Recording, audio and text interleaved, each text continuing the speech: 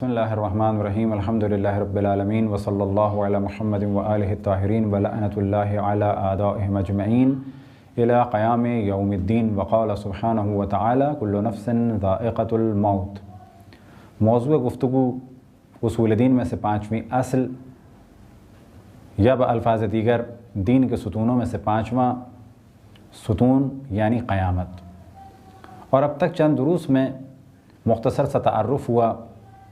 قیامت کے بارے میں اور قیامت سے متعلق دیگر موضوعات کے بارے میں، اور کچھ توجہ دلائی موت کے بارے میں کہ قیامت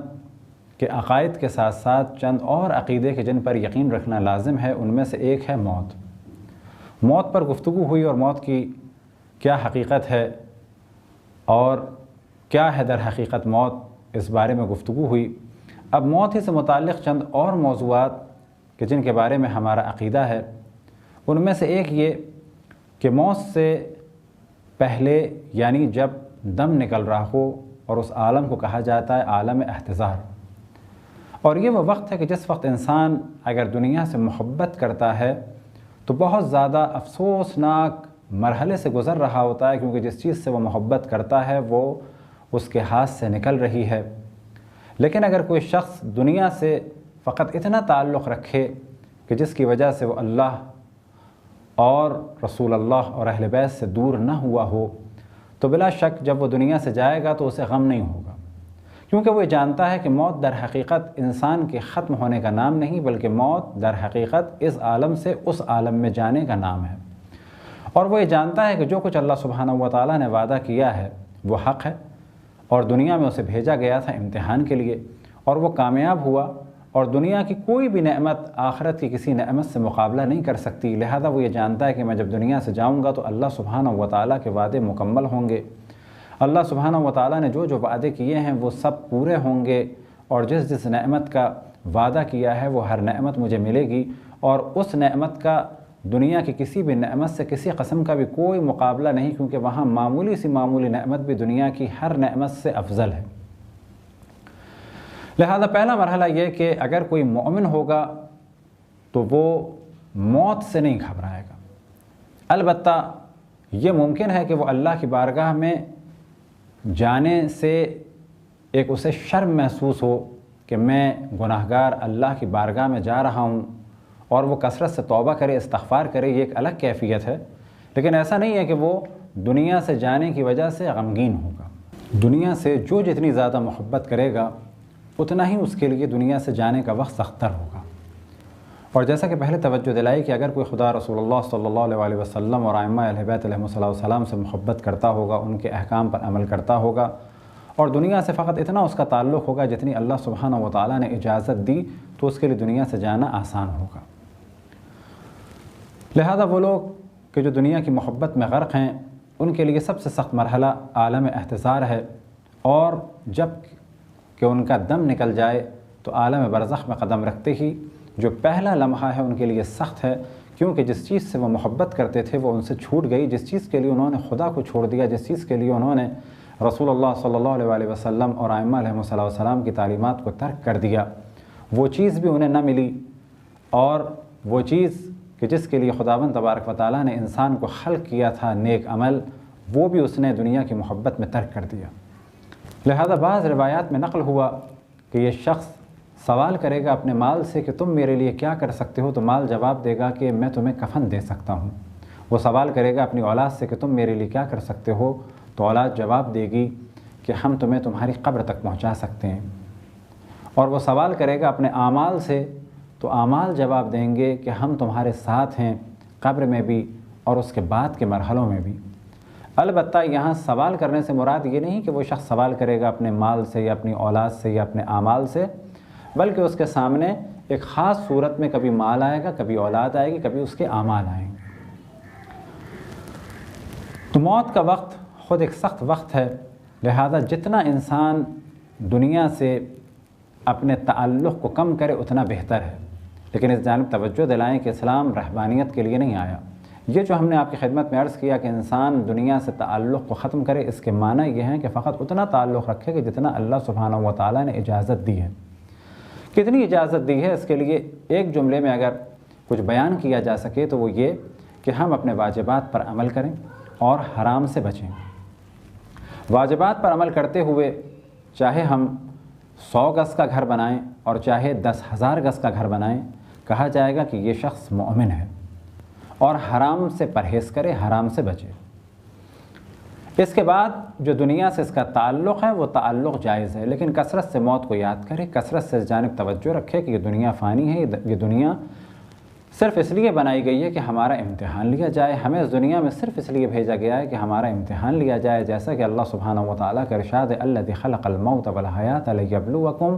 ایکم احسن عملا، اور وہ کہ جس نے موت اور حیات کو خلق کیا تاکہ تمہارا امتحان لیا جائے کہ تم میں سے بہتر عمل کرنے والا کون ہے۔ موت کے وقت کبھی شیطان ورغلائے گا، لہذا بعض واقعات میں نقل ہوا کہ ایک طالب علم جس کا دم نکل رہا تھا، اسے تلقین کی گئی کہو لا الہ الا اللہ، تو اس طالب علم نے کہا نہ توڑو میں نہیں کہتا۔ پھر تلقین کی گئی کہو لا الہ الا اللہ، تو اس نے کہا کہ نہ توڑو میں نہیں کہتا، یہاں تک کہ اس کا دم نہیں نکلا، اور جب وہ روب صحت ہوا یعنی صحت مند ہو گیا تو بعد میں سوال کیا لوگوں نے کہ ہم تم سے کہتے تھے کہو لا الہ الا اللہ، تم جواب میں کہتے تھے کہ نہ توڑو میں نہیں کہتا۔ تو اس نے کہا کہ ہاں مجھے ایک گھڑی سے محبت تھی، اور جس وقت آپ لوگ کہتے تھے کہو لا الہ الا اللہ تو وہ شیطان کہ جسے میں دیکھ رہا تھا، بہت ہی ایک بدصورت شخص کے جس کے بارے میں مجھے یقین تھا کہ شیطان ہے، اس کے ہاتھ میں گھڑی تھی، اور وہ مجھ سے یہ کہتا تھا کہ اگر تم نے کہا لا الہ الا اللہ تو میں گھڑی توڑ دوں گا۔ تو میں اس سے در حقیقت کہتا تھا کہ نہ توڑو میں نہیں کہتا۔ معلوم ہوا کہ ایک گھڑی کی محبت آخر وقت میں انسان کو لا الہ الا اللہ کہنے سے روک سکتی ہے۔ لہذا پہلا مرحلہ تو یہ کہ انسان دنیا سے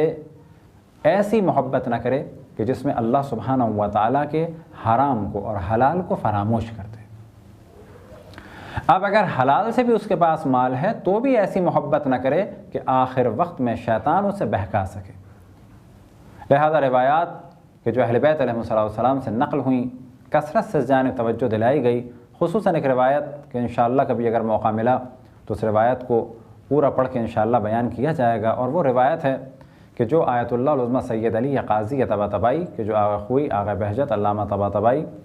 اور دیگر بزرگان کے استاد تھے، وہ اپنے شاگردوں سے کہتے تھے کہ اس روایت کو جیب میں رکھو اور کثرت سے پڑھو۔ وہ ہے روایت عنوان بصری۔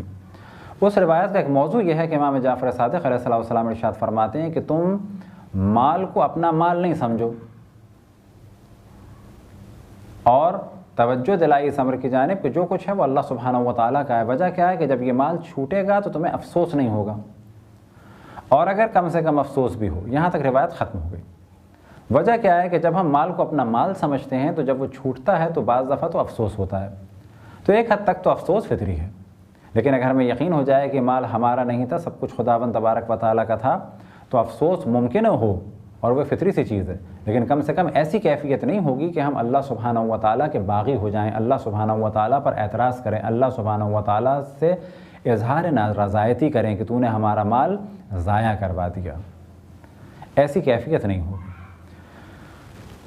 لہذا انسان دنیا میں رہے لیکن حرام و حلال کا خیال رکھے، اور اگر حلال سے اس نے کچھ کمایا ہے تو بھی مال سے ایسی محبت نہ کرے کہ جو اس کو اللہ سبحانہ و تعالیٰ سے دور کر سکے، خصوصاً دم نکلتے وقت۔ بس موت سے پہلے کبھی شیطان بہکاتا ہے تو دوسری جانب اللہ سبحانہ و تعالیٰ کے نیک بندے یعنی رسول اللہ صلی اللہ علیہ وآلہ وسلم،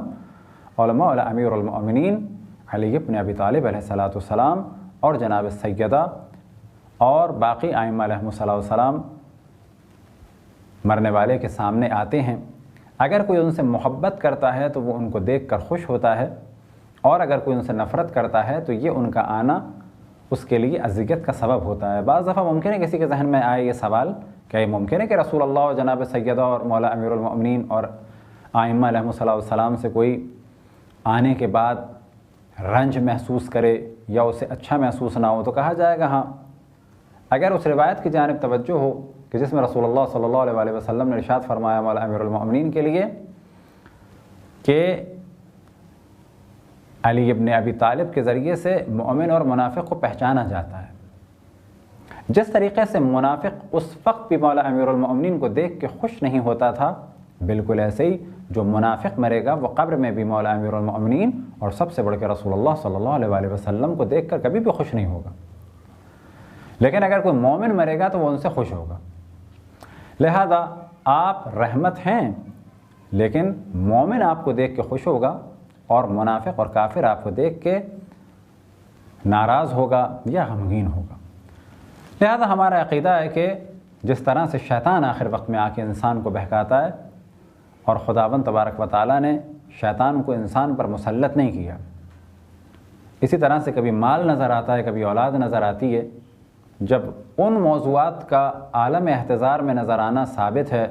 اور اتفاق سے اس قسم کے موضوعات کی روایت شیعہ سنی دونوں مکاتب فکر میں جب مال کا نظر آنا یا اولاد کا نظر آنا یا کسی اور چیز کا نظر آنا شرک نہیں ہے، تو یہ کیسے ممکن ہے کہ رسول اللہ یا مولا امیر المؤمنین یا باقی ائمہ علیہم السلام کا نظر آنا شرک ہو؟ یہ قطعاً شرک نہیں ہے، بلکہ بعض روایات میں نقل ہوا۔ مثال کے طور پہ ایک روایت میں نقل ہوا اصول کافی میں سدیر سیرفی سے کہ امام جعفر صادق علیہ السلام نے ارشاد فرمایا، یمثل رسول اللہ صلی اللہ علیہ وآلہ وسلم و امیر المؤمنین والفاطمہ والحسن والحسین والائمہ من ذریتہم فیقال له ھذا رفقاؤک، کہ اس کے سامنے جلوہ افروز ہوتے ہیں کون؟ رسول اللہ صلی اللہ علیہ وآلہ وسلم، مولا امیر المؤمنین جناب سیدہ امام حسن، امام حسین اور امام حسین کی ذریت سے باقی ائمہ، اور پھر اس سے کہا جاتا ہے یہ ہیں تمہارے رفقا، جن سے تم محبت کرتے تھے، یہ وہ ہیں۔ اب اگر مومن ہے تو وہ خوش ہوگا اور اسے یہ خبر دی جائے گی، لیکن اگر وہ منافق ہے تو وہ دیکھ کے ناراض ہو جائے گا۔ لہذا یہ ذہن میں رہے کہ موت کے وقت فقط مولا امیر المؤمنین نہیں بلکہ رسول اللہ، مولا امیر المؤمنین جناب سیدہ امام حسن، امام حسین اور باقی ائمہ علیہم السلام سبھی نظر آتے ہیں۔ اب یہ اور بات ہے کہ بعض روایات میں مولا امیر المؤمنین نے اپنا ذکر کیا ہے، وہ جو آپ نے اپنا ذکر فرمایا ہے تو قطعاً اس کے یہ معنی نہیں ہے کہ آپ ہی نظر آئیں گے، کوئی اور نظر نہیں آئے گا، بلکہ جب ذکر آپ ہی کا ہو رہا ہے تو آپ نے فرمایا کہ میں یہاں نظر آؤں گا، میں مرتے وقت بھی نظر آؤں گا۔ یہ بالکل ایسا ہے جیسے کہ اگر امام جعفر صادق علیہ السلام سے سوال کیا جاتا، آپ فرماتے کہ میں نظر آؤں گا۔ ایسا نہیں ہے کہ وہ انکار کر رہے ہیں رسول اللہ صلی اللہ علیہ وآلہ وسلم اور جناب سیدہ سلام اللہ علیہ اور مولا امیر المؤمنین اور ائمہ علیہم السلام کا۔ لہذا اس پہلی روایت میں جو جناب سدیر سیرفی سے نقل ہوئی اصول کافی میں، یہاں پر ذکر ہے 14 معصومین کے دیدار کا۔ اور ایک اور مشہور و معروف روایت کہ اس روایت کو جناب سید حمیری نے ایک شعر میں نقل کیا، یا ہار و ہمدان من یمت یرنی، اے ہمدان کے حارث جو بھی مرے گا وہ مجھے دیکھے گا۔ یہ روایت نہیں ہے، در حقیقت یہ سید حمیری کا شعر ہے کہ انہوں نے اس روایت کو شعر میں نقل کیا ہے۔ روایت اصل میں کیا ہے؟ مولا امیر المؤمنین فرماتے ہیں ابشرک یا حارث لا یعرفنی والذی فلق الحبہ ولی و عدوبی فی مواطن شتا، اے حارث حمدان ضرور مجھے پہچانیں گے، اور قسم ہے اس کی کہ جس نے دانے کو شگافتہ کیا، ورنسم و برأ النسم، اور جس نے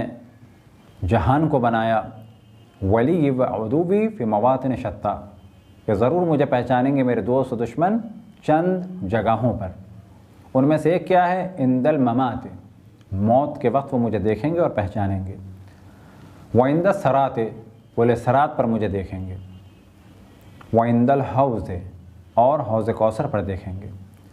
وعند المقاسمۃ، اور جنت اور جہنم کی تقسیم کے وقت مجھے دیکھیں گے۔ اسی طرح سے ایک روایت نقل ہوئی امام رضا علیہ السلام سے، صحیفۃ الرضا میں نقل ہوئی کہ آپ فرماتے ہیں کہ مولا امیر المؤمنین سے روایت ہوئی کہ فرماتے ہیں من احبنی وجدنی عند مماتہ حیث یحب، ومن ابغضنی وجدنی عند مماتی بحیث یکرہ، کہ جو بھی مرے گا وہ مجھے پائے گا۔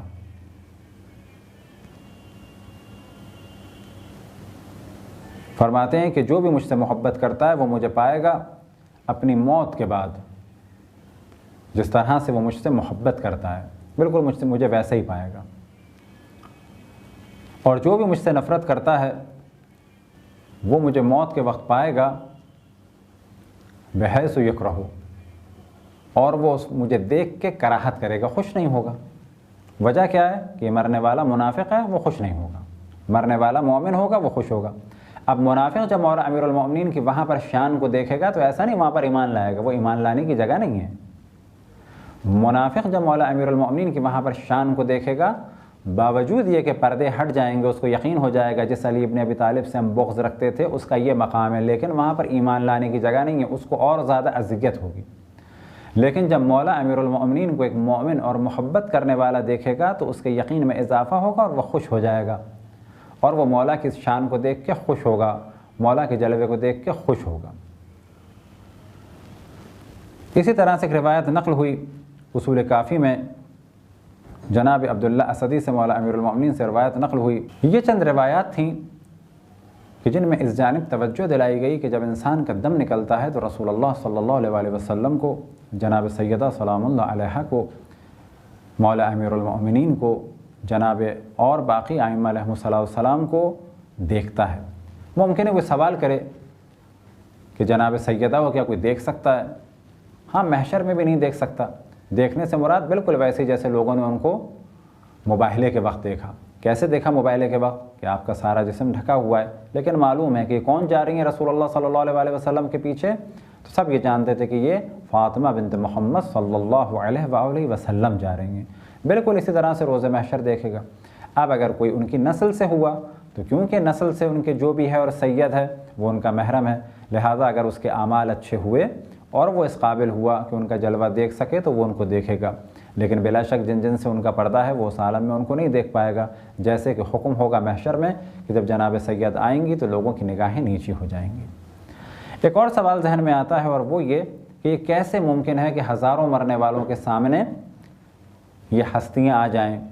تو کہا جائے گا کہ یہ عین ممکن ہے، بالکل ویسے ہی جیسے سورج ایک ہے لیکن بہت ساری جگہ دیکھا جاتا ہے، چاند ایک ہے لیکن بہت ساری جگہ دیکھا جاتا ہے۔ آج کل کی جدید ٹیکنالوجی میں ایک انسان ہے لیکن ٹی وی پہ ہزاروں جگہ دیکھا جاتا ہے۔ جب یہ ساری چیزیں ممکن ہیں، جب یہ ساری چیزیں اس دنیا میں ممکن ہیں تو یہ کیسے ممکن ہے اور کیسے سوچ لیا جائے کہ یہ ناممکن ہے، کہ یہ نہیں ہو سکتا؟ بالکل ممکن ہے کہ اللہ سبحانہ و تعالیٰ بیک وقت بہت سارے مردوں کو دیدار کرائے، رسول اللہ صلی اللہ علیہ وسلم کا، مولا امیر المؤمنین علی ابن ابی طالب کا، جناب سیدہ صلوات اللہ وسلام علیہا کا، امام حسن امام حسین علیہم السلام اور باقی ائمہ علیہم السلام کا۔ تو موت کے حوالے سے ایک موضوع یہ، انشاءاللہ باقی دیگر موضوعات پر تدریجاً توجہ دلائی جائے گی۔ خداوند تبارک و تعالیٰ سے دعا ہے کہ بحق محمد وآل محمد ہمیں رسول اللہ صلی اللہ علیہ وآلہ وسلم اور اہل بیت علیہم السلام سے اس دنیا میں بھی وابستہ رکھ، اور دم نکلتے وقت بھی ہمارے تعلق ان سے منقطع نہ فرما، اور جب انشاءاللہ اس دنیا میں جائیں تو رسول اللہ صلی اللہ علیہ وآلہ وسلم، باقی انبیاء علیہم السلام اور ائمہ علیہم السلام کی بزم میں ہوں۔ وصلی اللہ علی محمد وآلہ الطاہرین۔